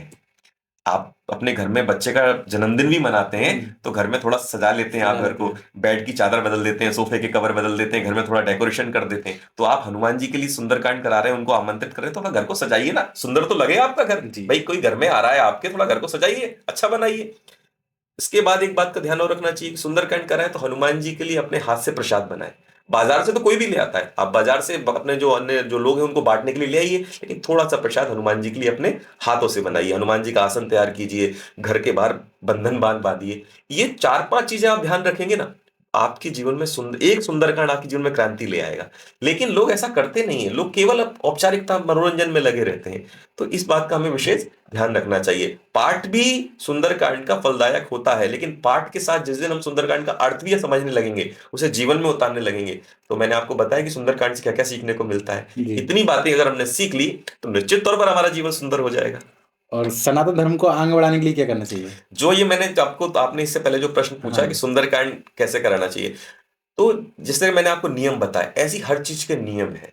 अब आप बताइए कि सुंदरकांड को कराते समय आप सुंदरकांड में वो सब करें जो नहीं करना चाहिए। तो इसमें सुंदरकांड की अवहेलना भी है, हनुमान जी की अवहेलना भी है, और सनातन धर्म की अवहेलना भी है। कहने का मतलब है कि सनातन धर्म केवल इस बात से आगे नहीं बढ़ेगा कि हम कहें कि हम सनातनी हैं। सनातन धर्म इस बात से आगे बढ़ेगा कि हम सनातन के धर्म ग्रंथों को जाने, वेदों को जाने, पुराणों को जाने, रामायण को जाने, महाभारत को जाने, और अपने धर्म की सारी बातों को धारण करें अपने जीवन में। धर्म का मतलब होता है धार्यति इति धर्मा, जो धारण करने वाला है वही धर्म है। तो जिस सनातन धर्म को अपने जीवन में हमने धारण नहीं किया, तो हम उसको आगे कैसे बढ़ा सकते हैं? भाई हम कहें कि हमारा सनातन धर्म आगे बढ़ना चाहिए, हमारे बच्चे को हनुमान चालीसा नहीं आती, जी। हमारे बच्चे को गायत्री मंत्र नहीं आता, कैसे बढ़ेगा कैसे बढ़ेगा सनातन धर्म आगे?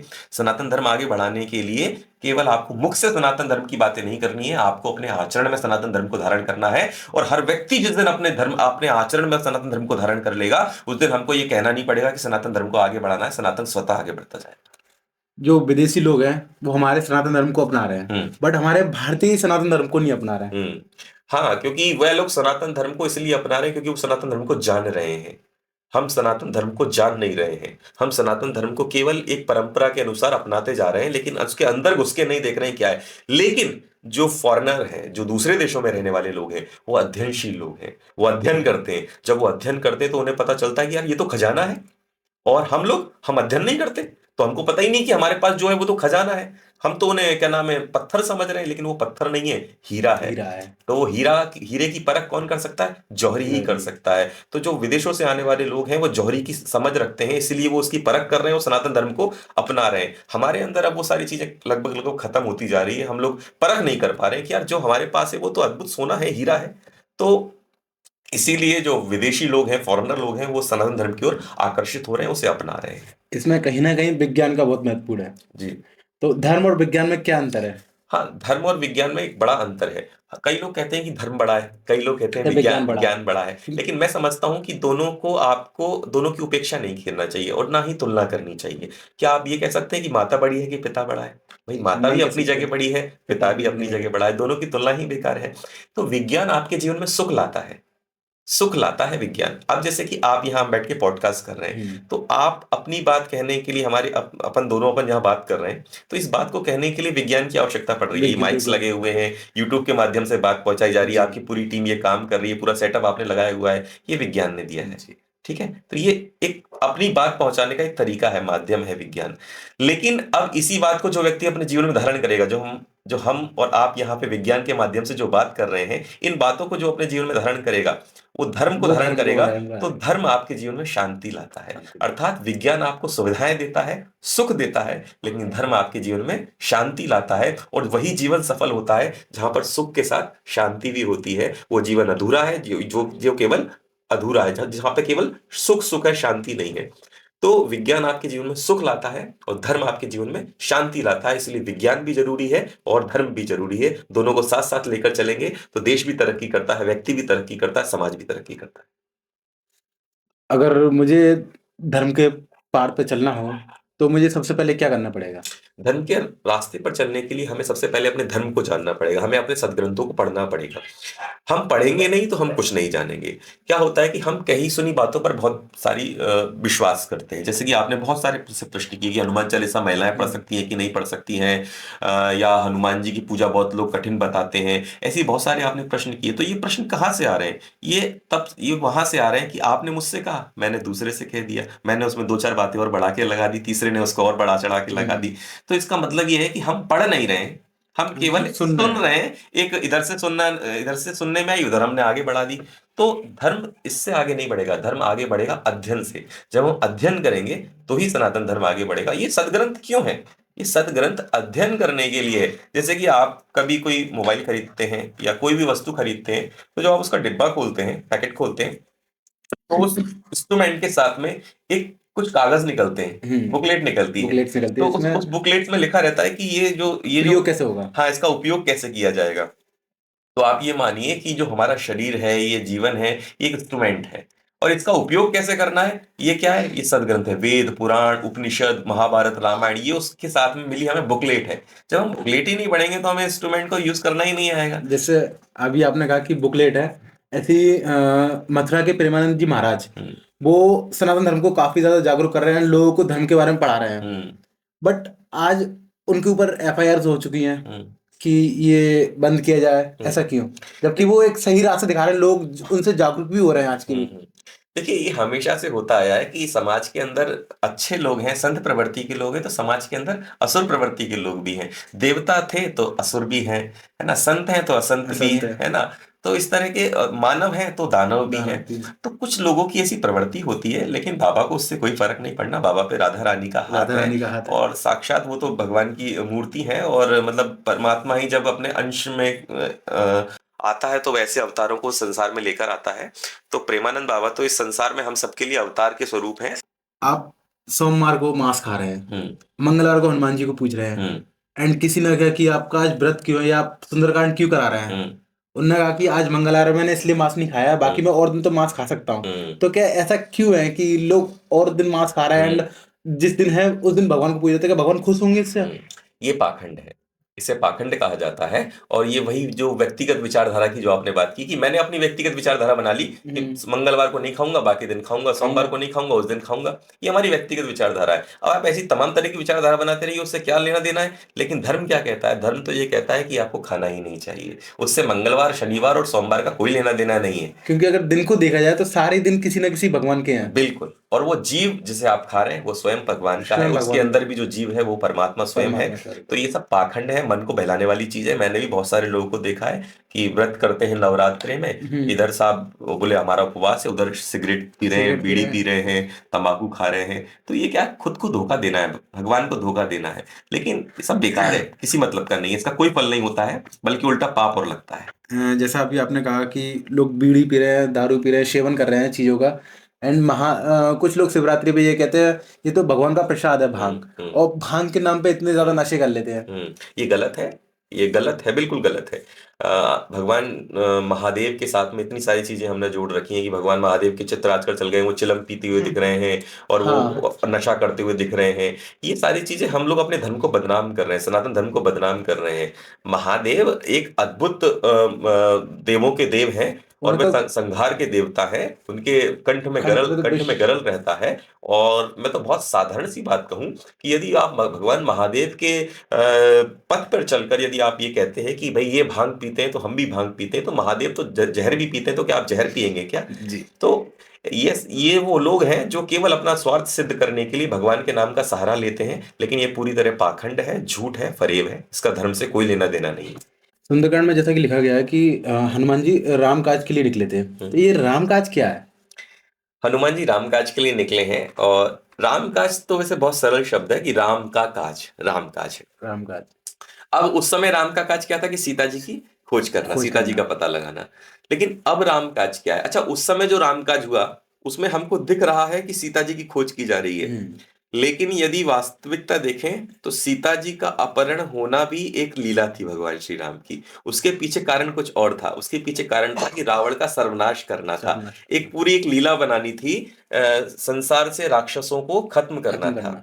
एक कथा छोटी सी आती है कि जब भगवान श्री राम का विवाह हुआ तो भगवान श्री राम ने सीता जी से कहा कि सीता, कि विवाह तो हो गया है, लेकिन जो मेरा उद्देश्य है ना वो पूरा नहीं हुआ। मेरा उद्देश्य अयोध्या की राजगद्दी पर बैठना नहीं है। मेरा उद्देश्य यह है कि इस भारत भूमि पर, इस आर्यव्रत पर इतने सारे राक्षस हो गए हैं कि जिन्होंने आतंक मचा रखा है। तो इन आतंकवादियों को समाप्त करना ही मेरा उद्देश्य है। अब ये बताओ कि तुम उस लीला में मेरी सहायक बनोगी कि नहीं बनोगी। सीता जी ने कहा मैं तो बिल्कुल बनूंगी। तो फिर ये दोनों की एक लीला है और इसको लेकर ये पूरी राम कथा रची गई और इस तरह से हनुमान जी ने रामकाज किया। लेकिन अब प्रश्न ये उठता है कि अब वर्तमान में रामकाज क्या है। तो वर्तमान में रामकाज ये है कि ये जो पूरा संसार है ये भगवान श्री राम की बगिया है, ये भगवान श्री राम का घर है, भगवान श्री राम की जगह है। तो इस बगिया को सुंदर बनाए रखना, उजड़ने से बचाना ही राम काज है। व्यक्ति को दो काम करने चाहिए, राम का काम भी करना चाहिए और और राम राम का का नाम नाम भी भी करना लेना चाहिए। चाहिए। केवल एक चीज नहीं करनी है। अब इस संसार के अंदर आपने देखा होगा कितने सारे भूखे लोग हैं जिनको एक वक्त दो वक्त की रोटी नहीं मिल पाती। कितने सारे बीमार लोग हैं जिनको इलाज नहीं मिल पा रहा है। तो जब आप इनके लिए कुछ करते हैं ना तो ये राम का काज है। आप जब इनकी सेवा करते हैं ना तो आपने भगवान की सेवा कर दी है। तो भूखे निराश्रित लोगों के लिए कार्य करना, उनकी सेवा करना, ये भगवान श्री राम का काज है। इसे ही राम काज कहा जाता है। जिस तो भगवान का नाम भी लीजिए और भगवान का काम काम भी भी कीजिए। कीजिए। ऐसा नहीं कि केवल नाम नाम लेते रहिए, काम भी काम भी करिए। कीजिए। जी। जैसा अभी आपने कहा कि जरूरतमंदों की मदद करना चाहिए, भूखों को खाना खिलाना चाहिए। शायद आपकी भी एक कोई संस्था है जो मदद करती है लोगों की। जी, हमारी एक संस्था है, फिर एक प्रयास संस्था, जो पिछले 11 वर्षों से हम लोग कार्य कर रहे हैं शिक्षा और भोजन पर। स्वामी विवेकानंद से प्रभावित होकर हमने ये दो उद्देश्यों को उठाया। तो मैं इसे राम काज कहता हूँ। जैसे कि मैं सुंदरकांड करता हूँ, जगह जगह राम का नाम गाता हूँ, भजन गाता हूँ, भजन कीर्तन गाता हूँ, ये तो राम का नाम है। नाम है। राम का नाम ले रहा हूँ, लोगों को प्रेरित कर रहा हूँ राम का नाम लेने के लिए। लेकिन मुझे राम का काम भी तो करना है, केवल राम का नाम ही नहीं लेना है। तो ये जो संस्था के माध्यम से सेवा कार्य हो रहे हैं, अस्पताल में मरीजों के लिए खिचड़ी प्रसाद वितरण, भोजन प्रसाद वितरण किया जा रहा है, या जो जरूरतमंद बच्चे हैं उनको पुस्तकों के माध्यम से उनकी सेवा की जा रही है या उनकी सहायता की जा रही है, शिक्षा के माध्यम से उनकी सहायता की जा रही है, तो ये भगवान श्री राम का ही तो काम है। ये सब भगवान श्री राम के ही बच्चे हैं। हम सब लोग कौन है? भगवान के बच्चे हैं। जी। तो हम अपना जो समय है, जो कार्य है, वो भगवान की सेवा में हम दे रहे हैं। इसे राम काम कहा जाएगा।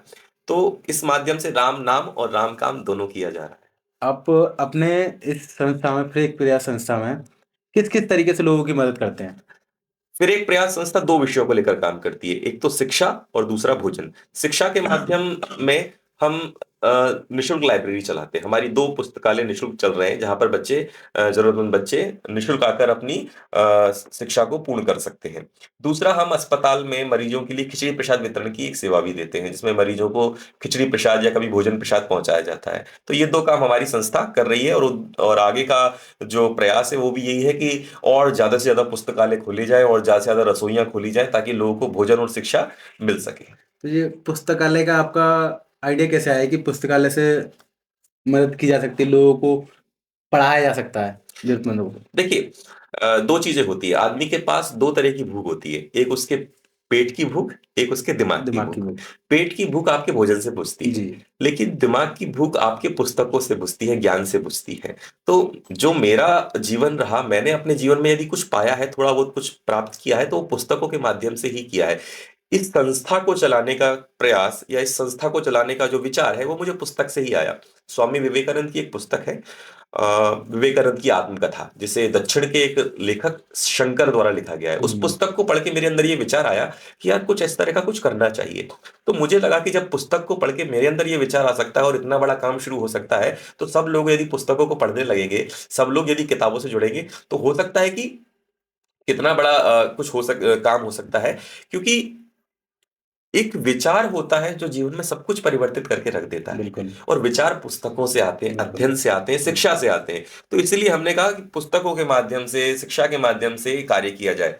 एक एक सिम आती है आइडिया की। जी। और उसका एक कभी स्लोगन आपने सुना होगा, एक आइडिया जो बदल दे आपकी आपकी दुनिया, दुनिया। है ना। एक विचार ही होता है जो पूरे जीवन को परिवर्तित करके रख देता है। यदि वो विचार अच्छा है तो हमारा जीवन अच्छा हो जाता है, यदि वो विचार बुरा है तो हमारा जीवन बुरा हो जाता है। तो पुस्तकों के माध्यम से आपको अच्छे विचार मिलते हैं और उन विचारों से आपका जीवन सुंदर बनता है। तो इस विचार को लेकर हमने ये काम शुरू किया। जैसा भी आपने कहा कि इंसान की 2 भूख है, हम्म, एक उसकी पेट की, हम्म, एक उसकी दिमाग की। हम्म, बट आज की डेट में 80% युवाओं की भूख सिर्फ पैसा है। नहीं, 80% नहीं, मैं कह रहा हूं कि 100% लोगों की जो भूख है और जरूरत है पैसा ही है। पैसा ही। देखिए, धन की उपेक्षा सनातन धर्म में कभी नहीं की गई। हमारे यहाँ तो कहा गया कि खूब धन कमाइए, क्योंकि जितना आप धन कमाएंगे उतना आप अपना जीवन अच्छा जी पाएंगे और दूसरों के लिए कुछ कर पाएंगे। आप दूसरों को कुछ देना चाहते हैं तो आप तभी तो दे पाएंगे जब वो आपके पास होगा। आपके पास स्वयं नहीं होगा तो आप दूसरों को क्या देंगे। तो धन कमाना चाहिए, इसमें कहीं कोई बुरी बात नहीं है, लेकिन केवल धन ही नहीं कमाना चाहिए। जैसे कि आपने कोई गाड़ी खरीदी, अब आप उस गाड़ी में आपने पेट्रोल भरा के फुल टैंक कर दिए और आप उस गाड़ी को यूज ही नहीं करते, गाड़ी घर में आपकी खड़ी हुई है और आप टैंक उसका फुल कराए रखें, तो ये किसी काम की है क्या? नहीं। वेस्ट ऑफ वो द। गाड़ी चलनी भी चाहिए तो आप धन कमाइए, लेकिन उस धन का उपयोग भी तो करिए, क्योंकि हमारे यहाँ धन की से केवल 3 गति बताई गई है। धन की 3 स्थितियां होती हैं। या तो धन को भोग लिया जाता है, या तो हम स्वयं उसका उपयोग कर लेंगे, या या दूसरा हम उसका दान कर देंगे, या कोई दूसरा उसका उपयोग कर लेगा, बिल्कुल। या तीसरा वो नष्ट हो जाता है। इसके बाद चौथा कोई धन की गति नहीं है। तो धन कमाना चाहिए, अच्छी बात है युवा धन के पीछे भागे, लेकिन वो धन धर्म से आएगा तो अच्छी बात है। बट युवा अधर्म के रास्ते पर धर्म कमा रहा है। धन कमा रहा है, हाँ, अधर्म के रास्ते पर जाकर जो धन कमा रहे हैं, तो फिर वो धन गलत तरीके से निकल भी जाता है, वो धन हानिकारक भी होता है। इसलिए हमारे यहाँ तो कहा जाता है कि भाई गलत तरीके का पैसा भी घर में नहीं आना चाहिए। हम कहते हैं क्योंकि जी। गलत कमाई गलत तरीके से निकलती भी है, और ये बिल्कुल सत्य बात है, सत्य इसमें बात। कहीं कोई शंका नहीं है। तो जो लोग गलत तरीके से धन कमा रहे हैं, वो हो सकता है कि कुछ चीजें अपने पास इकट्ठी कर लें, महंगे महंगे फोन खरीद लें, महंगी जी। महंगी गाड़ियां खरीद लें। लेकिन साहब, मैंने ऐसे लोगों को देखा है कि वह महंगी गाड़ियों के अंदर भी उनका मन अशांत है, मन शांत। क्योंकि गलत रास्ते पे जैसे ही आप चलेंगे आपका दिमाग बिगड़ जाएगा, आपका मन बिगड़ जाएगा। और गलत रास्ते से जीवन में शांति आ ही नहीं सकती, ये तय है बिल्कुल। आपको शांति नहीं मिलेगी। तो उस धन का क्या करोगे जिस धन से कमाए हुए एसी में बैठकर आपको चिंता का पसीना है?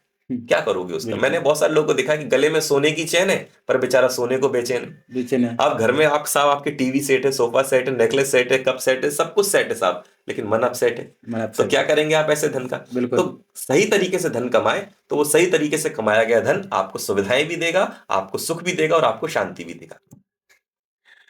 जैसा कि अभी आपने देखा होगा कि सोशल मीडिया पर काफ़ी ज़्यादा अभद्रता फैलाई जा रही है एंड अभद्रता अश्लीलता वाली, हाँ। अश्लीलता फैलाई जा रही है। हम्म। तो आप इस पे क्या कहेंगे? हाँ, आजकल ये देखने को मिलता है कि सोशल मीडिया जो प्लेटफॉर्म है उस पर हर जगह आपको अश्लीलता देखने को मिलती है। और इसका कारण भी एक ही है। मैं आपको बताऊं कि मनोविज्ञान के अनुसार हम सब जो हैं, हम एक ही चीज चाहते हैं। आप चाहे यहाँ बैठकर पॉडकास्ट कर रहे हैं, और कोई भी काम इस दुनिया में जो भी व्यक्ति कर रहा है, उसका केवल एक ही उद्देश्य है कि वह अपने जीवन में शांति चाहता है। जी। मतलब अगर उसमें परिणाम में जाके देखें तो वो शांति शांति चाहता है, चाहता है। शांति चाहता है अपने जीवन में। तो इसी तरह से जो लोग इस तरह की अश्लीलता भरी वीडियो बना रहे हैं या देख रहे हैं, वह भी शांति चाहते हैं। मैंने आपको कहा ना कि एक व्यक्ति शराब पीता है, तो शराब क्यों पी रहा है? वो कुछ देर के लिए अपने कष्टों मन से को शांत मन करने को के। शांत करना चाहता है। तो जो व्यक्ति अश्लीलता की तरफ भाग रहा है, वासना की तरफ भाग रहा है, वो भी यही चाहता है। वो भी अपने मन को सुकून देना चाहता है। वो सोच रहा है कि शायद इससे मिल जाएगी। कई लोग जो एक व्यक्ति से संबंध रखते हैं, फिर उसके बाद वो दूसरे व्यक्ति से संबंध बनाते हैं, तीसरे व्यक्ति से संबंध बनाते हैं, उन्हें ऐसा लग रहा है कि पहले व्यक्ति से जो संबंध बना है उसमें उसको सुख नहीं मिला, फिर वो दूसरे व्यक्ति से बनाते हैं, तीसरे व्यक्ति से बनाते हैं। आदमी इस तरह से कई व्यक्तियों से संबंध बनाए, लेकिन वो अंत में पाएगा कि वो अशांति ही है। आप कुछ भी कर लीजिए, कुछ भी भोग लीजिए। तो आज जो अश्लीलता की तरफ लोग बढ़ रहे हैं उसका एक कारण ये भी है, लेकिन ये नहीं होना चाहिए। समाज के अंदर इस तरह की अश्लीलता भरी जो वीडियोस बन रही है आज इंस्टाग्राम पे, तो आप देख ही लीजिए कि कितनी सारी रील्स लोग बनाए जा रहे हैं। और 2 कारण है उसके। एक तो लोग अपने मन को शांत करने का प्रयास कर रहे हैं, सुख पाने का प्रयास कर रहे हैं, दूसरा धन पाने का प्रयास कर धन रहे पाने का हैं। प्रयास। बहुत सारे लोग रील्स बना के इंस्टाग्राम के माध्यम से, फेसबुक के माध्यम से, यूट्यूब के माध्यम से पैसा कमाना चाहते हैं, क्योंकि ये प्लेटफॉर्म लोगों को पैसा देता है। कैसे होता है? और फिर ये लोग रील्स वगैरह लोग देखते हैं, तो इससे बनाने वाले की भी हानि है और जो लोग देख रहे हैं उसकी भी हानि है। हमको शुरुआत में लगता है कि इससे कोई हानि नहीं है, लेकिन परिणाम में आप जाकर देखेंगे तो हानि है। यदि ऐसा नहीं होता तो बहुत सारे लोग इंस्टाग्राम पर जो जिनके लाखों करोड़ों में फॉलोवर्स हैं, क्यों आत्महत्याएं कर रहे हैं? बिल्कुल क्यों लोग अशांत है, क्यों डिप्रेशन में जा रहे हैं, बिल्कुल क्यों उनको नींद की गोलियां खानी पड़ रही है? यानी कि जो आप कर रहे हैं वो तरीका सही नहीं है, आपका रास्ता गलत है। रास्ता गलत है, इसलिए इसके परिणाम ये निकल रहे हैं। तो अश्लीलता नहीं होनी चाहिए, इसके परिणाम सदैव बुरे आते हैं। क्वेश्चन है हम्म। कि जो बजरंग बाण और हनुमान चालीसा है, हम्म। क्या हम दोनों को एक साथ पढ़ सकते हैं और दोनों में क्या अंतर है? देखिए, हनुमान चालीसा और बजरंग बाण दोनों ही गोस्वामी तुलसीदास जी की लिखी हुई रचना है। जी अब दोनों को एक साथ पढ़ सकते हैं, इस पर भी हम बात करेंगे, लेकिन पहले बात कर लेते हैं कि दोनों में क्या क्या अंतर है। अंतर है? दोनों ही हनुमान जी की स्तुतियां हैं, दोनों में ही हनुमान जी की गाथा गाई गई है और दोनों ही हनुमान जी से की गई प्रार्थना है। अंतर केवल इतना है कि जब थोड़ा व्यक्ति पर कम संकट होता है या सामान्य स्थिति में व्यक्ति होता है तो वह हनुमान चालीसा का सहारा लेता है। जी लेकिन जब व्यक्ति के पास संकट बहुत ज्यादा होता है तो वो बजरंग बाण का सहारा लेता है। अर्थात जो हनुमान चालीसा है उसमें जो प्रार्थना की तीव्रता है वो थोड़ी कम है, लेकिन बजरंग बाण में जो तीव्रता है वो बहुत अधिक है। उसमें हम हनुमान जी को कसम दिलाकर कहते हैं कि आपको हमारा ये संकट दूर करना ही पड़ेगा। तो अंतर केवल इतना है कि जब आपके पास, आपके जीवन में बहुत ज्यादा संकट है, आप बहुत ज्यादा संकट से घिरे हैं, तब आपको बजरंग बाण का सहारा लेना चाहिए।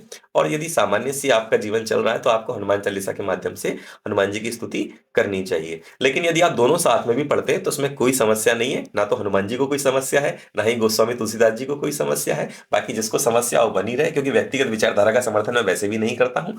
और गोस्वामी तुलसीदास जी को कोई समस्या नहीं थी, और हनुमान जी की स्तुति तो आप कैसे भी करिए। और मैं तो कहता हूं कि हनुमान जी के सामने जाकर हनुमान जी की स्तुति करने की भी आवश्यकता नहीं है, आप तो उनके सामने जाकर जय सिया राम कह दीजिए, हनुमान जी उससे प्रसन्न हो जाते हैं। आप देखिए ना कि हनुमान चालीसा किसकी स्तुति है? हनुमान जी हनुमान की। जी लेकिन शुरू कहां से हो रही है? श्री गुरु चरण सरोज रज, निज मन मुकुर सुधार, बरनहु रघुवर विमल जसु, जो दायक फलचार। अब हनुमान जी की स्तुति नहीं हो रही है, किसकी स्तुति हो रही है? राम जी राम की जी की स्तुति। स्तुति हो रही है। क्योंकि गोस्वामी तुलसीदास जी को पता था कि अगर हनुमान जी को बुलाना है तो हनुमान जी अपनी स्तुति से नहीं आएंगे, वो किसकी स्तुति से राम जी आएंगे? की स्तुति से राम जी की स्तुति से आएंगे। तो शुरुआती कहां से कर दी? श्री गुरु चरण सरोज रज, निज मन मुकुर सुधार, बरनहु रघुवर। क्योंकि राम जी मैं हनुमान, मैं प्रभु, मैं श्री राम जी के गुण गाने बैठ रहा हूँ। जी जैसे ही राम जी से कहा कि राम जी के गुण गाने बैठ रहा हूँ, वैसे हनुमान जी आ गए, फिर बाद में हनुमान जी की स्तुति भी कर दी। तो हनुमान जी को प्रसन्न करने के लिए तो आप बजरंग बाण भी गाए हैं, हनुमान चालीसा भी गाए हैं, लेकिन राम का नाम गा देंगे तो और अच्छी बात है, हनुमान जी उससे जल्दी प्रसन्न हो जाते हैं। तो मैं एक बात कहता हूं कि ऐसी घड़ी में भी हिम्मत मत हारना, बस डटे रहना, धैर्य रखना, और आंखें बंद करके केवल एक बार हनुमान जी को पुकारना और उनसे बोलना कि प्रभु मेरे अनुसार तो मेरा जीवन समाप्त हो गया, मुझे तो कोई रास्ता दिखाई नहीं देता, लेकिन मैंने ये सुना है कि आप असंभव को भी संभव कर जी सकते हैं। जो कोई नहीं कर सकता वो आप कर सकते हैं, जहां कोई रास्ता नहीं दिखाता वहां से आप रास्ता निकाल सकते हैं। इसीलिए मैं आपको पुकार रहा हूं कि प्रभु मेरी रक्षा कीजिए। क्योंकि बाबा लिखते हैं कि कवन सो काज कठिन जग माही, जो नहीं होए तात तुम पाई। ऐसा कौन सा कार्य है जो हनुमान नहीं कर सकते? काज किए बड़ देवन के तुम वीर महाप्रभु, देख विचारो, कौन सो संकट मोर गरीब को, जो तुम सो नहीं जात है तारो। बेग हरो हनुमान महाप्रभु, जो कछु संकट होए हमारो, को नहीं जानत है जग में कपि संकट मोचन नाम तिहारो।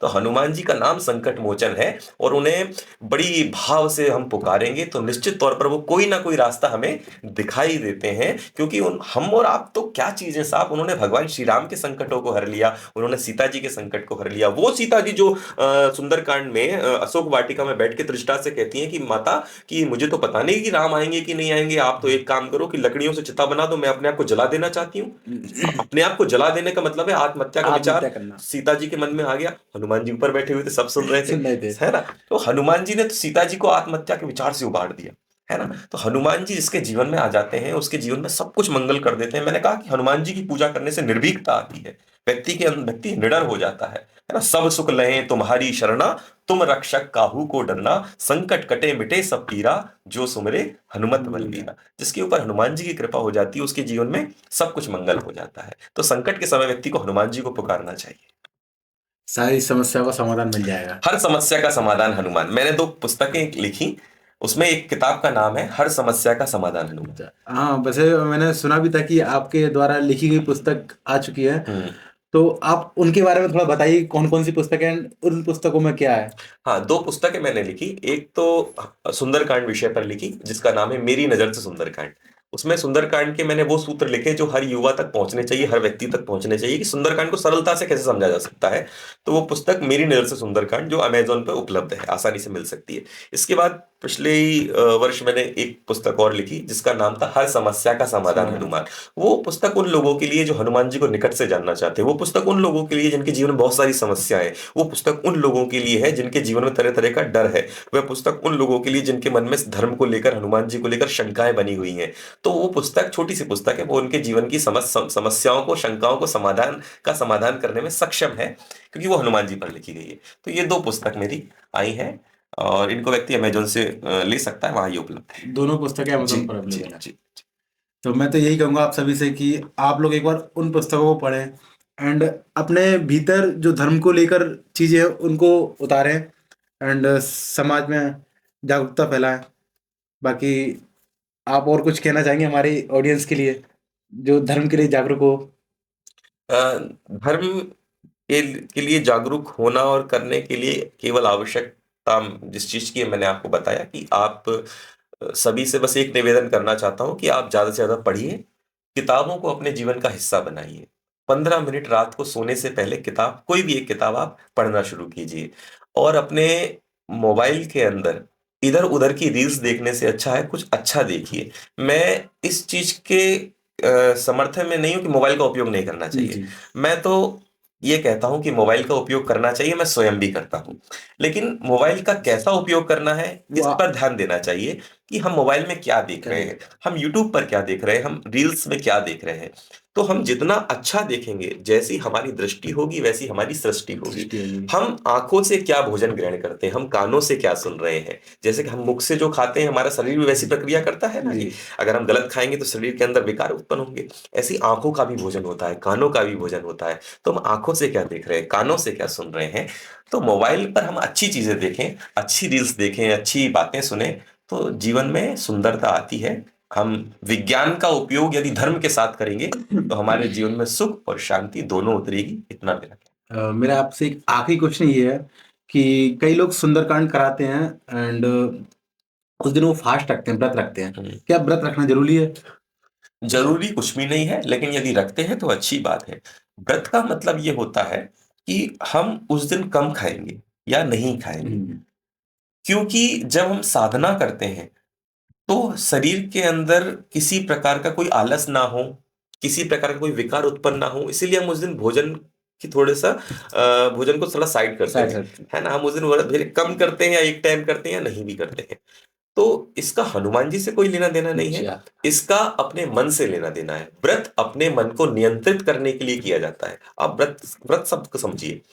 व्रत कहते हैं ये हमारा व्रत है, यानी संकल्प है, आज हम नहीं खाएंगे। ये हमारा व्रत है कि आज हम पैरों में चप्पल नहीं पहनेंगे। ये हमारा व्रत है कि आज हम बोलेंगे नहीं, जिसे हम मौन व्रत कहते हैं। व्रत कई प्रकार के होते हैं। तो व्रत हमारे जीवन में हमारे मन को नियंत्रित करने के लिए होते हैं। ऐसी एक और शब्द है उपवास। उपवास। इसको लोग कहते हैं उपास कह देते हैं कई लोग, लेकिन शुद्ध शब्द है उपवास। उपवास का मतलब होता है उपवास। उप यानी नजदीक, वास यानी रहना, यानी नजदीक रहना। किसके नजदीक रहना? भगवान के नजदीक रहना। जैसे जिस दिन हम कहते हैं ना कि आज हमारा उपवास है, तो उपवास का ये अर्थ होता है कि आज हम भगवान के नजदीक रहेंगे। लेकिन लोग समझते नहीं है, लोग सोचते हैं उपवास का मतलब होता है भूखे रहना। भूखे रहना उपवास का अर्थ नहीं होता। उस दिन तो हमें ज्यादा से ज्यादा साधना करनी चाहिए, ज्यादा से ज्यादा सत्संग करना चाहिए, ज्यादा से ज्यादा भगवान की पूजा करनी चाहिए, अच्छी किताबें पढ़नी चाहिए, स्वाध्याय करना चाहिए, सत्संग करना चाहिए। ये होता है उपवास का मतलब। केवल भूखे रहना उपवास नहीं होता है कि आज साहब हम उपवास है, कुछ नहीं खाएंगे। या और लोग तो मैं तो देखता हूँ साहब कि उपवास के नाम पर लोग पार्टी करते हैं। उपवास के नाम पर आज देखिए ना, आप उपवास की बात जो भोजन लोग करते हैं, क्या है भोजन के अंदर? साबूदाने की पकौड़ी, साबूदाने की खिचड़ी, आलू के बड़े, चिप्स, पापड़ और न जाने क्या क्या साहब। पेट तो वो पूरा अपना भर लेते तो हैं। लोग कहते हैं कि साहब हम फलाहार कर रहे हैं। फलाहार नहीं, फलाहार है वो। फलाहार। हाँ, उसमें आप कहेंगे ये सब इतना सब खा रहे हैं, तो इतना तला गला खा रहे हैं, तो इसे उपवास नहीं कहा जाता। कम लीजिए, फलों का शुद्ध आहार कीजिए, वो फलाहार है। और भगवान का नाम का स्मरण कीजिए, अध्ययन कीजिए, स्वाध्याय कीजिए, वो उपवास है। तो इस तरह से इसको करना चाहिए। मैं केवल एक बात कहना चाहता हूँ, हमेशा कहता हूँ कि मैं ये जो काम कर रहा हूँ, या भगवान ने मुझे इस काम के लिए भेजा है, मैं केवल एक उद्देश्य को लेकर कर रहा हूँ। मैंने केवल इतने ग्रंथों के अंदर एक ही चीज को पढ़ा, जिसे बाबा बहुत सरलता के साथ लिखते हैं कि परहित सरिस धर्म नहीं भाई, पर पीड़ासम नहीं अधमाही। हमारी वजह से साहब किसी को तकलीफ ना हो, हम ऐसा जीवन जिए जिसमें ना तो पशु पक्षी प्रकृति, ना ही किसी व्यक्ति पड़ोसी मित्र किसी भी व्यक्ति को हमारी वजह से तकलीफ नहीं होना चाहिए। हम किसी की समस्या का कारण ना बने। हम याद रखें कि हम ऐसा कोई काम ना करें कि हमारी वजह से कोई परेशान हो, किसी की आंखों में आंसू आए। हम किसी का दो पैसा ना छलें, हम किसी का हक मार के ना खाएं। बस ये छोटी छोटी चीजों का हम ध्यान रखें और अपने जीवन में निरंतर स्वाध्याय करें, सत्संग करें, अच्छी किताबें पढ़ें, अच्छे लोगों का संग करें, बुरी आदतें छोड़ें और कम से कम जरूरतों में अपना जीवन जिएं। यही धर्म का मूल है, यही धर्म का रास्ता है। इतना भर करने से हमारा जीवन सुंदर हो जाएगा, सुंदर नहीं परम सुंदर हो जाएगा। और बस यही इसी बात को समझाने के लिए मैं तरह तरीके से कार्यक्रम करता हूं और तरह तरीके से आपके इस पॉडकास्ट के माध्यम से या अन्य कार्यक्रम के माध्यम से कहना यही चाहता हूं बस। तो हम भी चाहते हैं ये लोगों तक ये संदेश पहुंचे और वो भी धर्म के राह पर आए। जी। कोई ऐसा संदेश जो लोग अपना लें, लाइक अभी लोग नशा बहुत कर रहे हैं, सिगरेट दारू, बोलते हैं कि मैं जैसा कि आपने स्टार्टिंग में कहा था कि गम भुलाने के लिए मुझे दारू पीना पड़ता है, सिगरेट पीनी पड़ती है, इससे मेरा स्ट्रेस कम होता है। तो उनके लिए आप क्या कहना चाहेंगे? देखिए, आप अपने गम को दुख को भूलने के लिए शराब की एक बोतल नहीं, शराब की पूरी पेटी पी जाइए। मैं कहता हूं कि आप अपना गम भूलने के लिए संसार का कोई भी भोग भोग लीजिए। आप कितने भी शादी कर लीजिए, कितने भी लोगों से संबंध बना लीजिए, कुछ भी खा लीजिए, कुछ भी पी लीजिए, कहीं भी घूम आइए, आपके जीवन का दुख, आपके जीवन के कष्ट बिना अध्यात्म के, बिना भक्ति के, बिना भगवान के नाम के दूर हो ही नहीं सकते हैं। आपका कष्ट तभी दूर होगा जब आप अध्यात्म के मार्ग से, भक्ति के मार्ग से, राम से जुड़ेंगे, क्योंकि उसी के जीवन में आराम आता है जिसके जीवन में राम आता है। तो मैं बस इतना कहना चाहता हूं कि ये जो आप इस वजह से जब नशे और इत्यादि सब करते हैं, ये किसी मतलब के नहीं है। जीवन एक है, इसको बर्बाद नहीं किया जाए। लकड़ी आपने देखी, लकड़ी होती है, लकड़ी, एक लकड़ी होती है जो चूल्हे में जलती है, एक लकड़ी होती है जो हवन कुंड में जलती है। चूल्हे की जली लकड़ी की जो राख होती है ना, उसको हम ऐसे ही फेंक देते हैं, लेकिन जो हवन के अंदर जो जली राख होती है ना, उसको हम सर पे धारण करके गंगा मैया में बहा के आते हैं। तो हमारा जीवन लकड़ी की तरह है, ये कैसे जल रहा है इस बात पर ध्यान रखें। चूल्हे की लकड़ी की तरह ना जले, ये हवन कुंड की समिधा की तरह जले। हमारा जीवन ऐसा होना चाहिए कि हम अपने जीवन को ऐसा जी के जाएं कि हमारे परिवार वाले, हमारे मित्र रिश्तेदार कहें कि हाँ, जीवन जिया तो ऐसे जिया जाना चाहिए। बस मैं इतना सा संदेश देना चाहता जी, अगर आप लोगों को भी लगता है कि कुछ और होना चाहिए तो प्लीज़ डू कमेंट एंड उस पर अपनी राय भी दे सकते हैं। एंड आगे हम किस टॉपिक पर बात करें, जैसा अभी हम लोगों ने बात की है सनातन धर्म, सुंदरकांड एंड हनुमान जी के ऊपर। एंड अगर आप चाहते हैं कि हमें इस टॉपिक पर भी बात करना चाहिए तो हम आगे उस टॉपिक पर भी बात करेंगे। एंड आपको फिर बुलाने का एक बार कष्ट करेंगे। हूँ। जय सिया राम। जय श्री राम।